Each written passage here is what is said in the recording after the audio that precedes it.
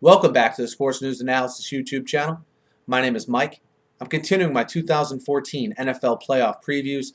This video is for the AFC Divisional Round matchup between the San Diego Chargers and the Denver Broncos. This game will take place in Denver, who comes in with a record of 13-3, winners of the AFC West, the number 1 seed with home field throughout the playoffs.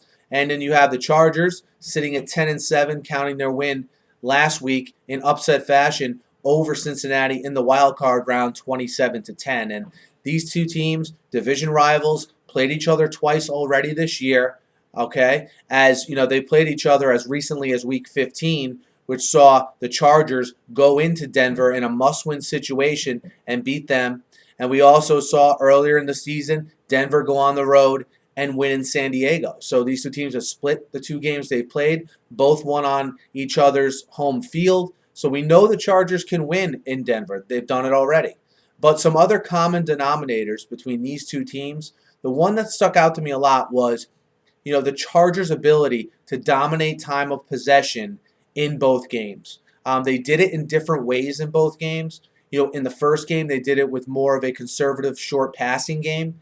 And in the second game, they had Ryan Matthews had a very good game, maybe one of the best games of his career, at Denver. So they did it more running the football. I think that's something the Chargers are going to have to do in this game to stay in the game and be within striking distance late. Because let's face it, when you go and play Peyton Manning at home in weather that is supposed to be nice, the forecast high in Denver for next week is supposed to be between 45 and 50 degrees. So the weather doesn't look like it's going to be an issue, which I think is a major factor with Denver. So with the weather not an issue, as an offense, I think Phillip Rivers and company are going to have to limit the possessions of the Broncos offense, much like they've done in the previous two games. No one knows the dangers of this Broncos offense more than Mike McCoy, who was the Broncos offensive coordinator last year. There's no doubt in my mind that's why he, chooses to implement that sort of game plan. Also, when defending the Broncos, very important to limit the big play. If you look in the first game where the Broncos beat the Chargers, all right, yes, the Chargers held the ball for a long time on offense, but the big plays absolutely gashed them. You had a Julius Thomas 74-yard touchdown in that game. You had a Demaryius Thomas 34-yard touchdown in that game. And it doesn't matter if you keep the ball away from the Broncos offense if they're able to score quickly, which is obviously a forte of theirs. And, Demaryius Thomas went over 100 yards in the first game and was held to 45 yards in the second game. So if you want to look at him as an X factor, I think you definitely can. I think when you talk about him and the other receivers for Denver, can San Diego hold them down in similar fashion to how they held down the Cincinnati receivers, including A.J. Green, who they did a wonderful job against. And lastly, the San Diego rush defense, who has actually played good in both games versus the Broncos this year. Hasn't really been a forte for them all season, but again, they're coming off a good performance against the Bengals. And, of course, Peyton Manning is the ultimate X factor, is the ultimate subplot to any playoff game he plays in. And that's in large part due to his playoff history. I mean, it's been well documented. Maybe the best, for my money, the best regular season quarterback ever. But he hasn't been in the playoffs. There's really no other way around it. And, I look for this to be the year for him to make a significant run with this team if it's going to happen. And for Peyton Manning, it's about, avoiding the big mistake, which he's usually able to do. Because against a team that's going to try to keep the ball from you, you have to maximize your possessions. Look for them to try to hit some big plays, to try to get Sean Moreno and Monte Ball established early in this game.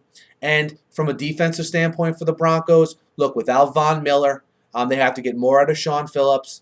They certainly have to get their linebacking crew. I like their linebackers, against Danny Woodhead, which I think is an important matchup, in any game where you play the Chargers, is how well are you able to stop Danny Woodhead and keep him from picking up those third downs or those key rush yards. The X factor to me is going to be Ryan Matthews against that Broncos defense. Look, the Broncos have shown they can get run on, all right? And if the Chargers are able to be physical with the front seven of Denver, like they were with Cincinnati and like they were with Denver, in Week 15, I think this could be a game where the Chargers hang around for a very long time. But again, all of this, the Chargers' game plans and all this stuff sort of goes away if now the Broncos come out and are able to score quick, or the Chargers turn the ball over and make a mistake. Remember, the Chargers haven't turned the ball over in either game versus the Broncos as well. So that's played a huge factor, in them being able to stay in both games as well, in my mind. To me, they can't turn the ball over. They have to limit big plays, and Ryan Matthews has to have a very good day. And I think when you combine all those, I think this is going to be a very good game, as the first two games have. Division rivals who know each other well. I just like in the nice weather, Manning's ability to make a couple more plays than Rivers. Are the Chargers able to keep the ball away long enough? Do they decide to go more aggressive? That remains to be seen.